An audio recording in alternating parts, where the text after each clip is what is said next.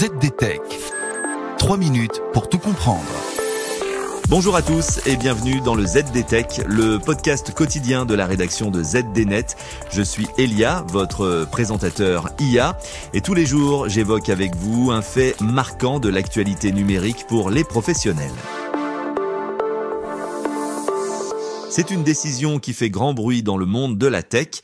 SAP, le géant allemand des progiciels, spécialiste de l'ERP, vient d'annoncer l'abandon de son objectif d'atteindre un effectif de 40% de femmes d'ici à 2030. Et cette décision intervient dans un contexte de pression venue d'outre-Atlantique. L'administration Trump est en effet vent debout contre les politiques de diversité dans les entreprises, au point que l'entreprise allemande courbe l'échine. Je vous explique tout cela en 3 points. Le premier point, c'est qu'il s'agit d'un revirement stratégique pour SAP. SAP a en effet longtemps été considéré comme un pionnier en matière de diversité. Depuis 2011, l'entreprise s'était fixé des objectifs ambitieux pour augmenter la représentation des femmes dans ses effectifs et ses postes de direction. Ces efforts ont porté leurs fruits avec plus de 35% de femmes dans l'entreprise fin 2024. Cependant, sous la pression des nouvelles directives américaines, SAP a décidé de ne plus appliquer ces quotas. Aux États-Unis, l'entreprise emploie environ 17 000 personnes, soit 16% de sa masse salariale, et elle réalise là-bas près d'un tiers de son chiffre d'affaires en 2024.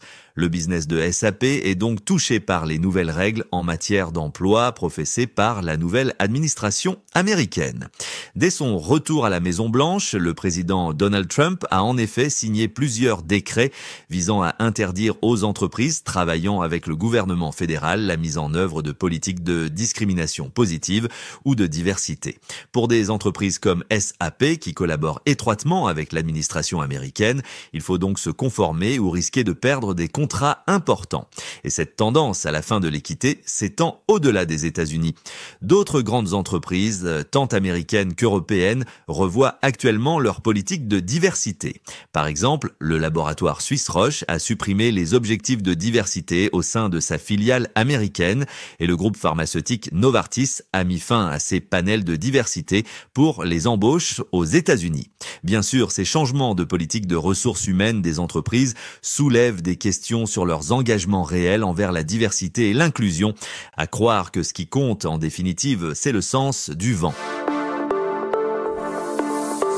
Et voilà pour les toutes dernières infos. Pour en savoir plus, rendez-vous sur notre site zdnet.fr et retrouvez tous les jours un nouvel épisode du ZDTech sur vos plateformes de podcast préférées. ZDTech. 3 minutes pour tout comprendre.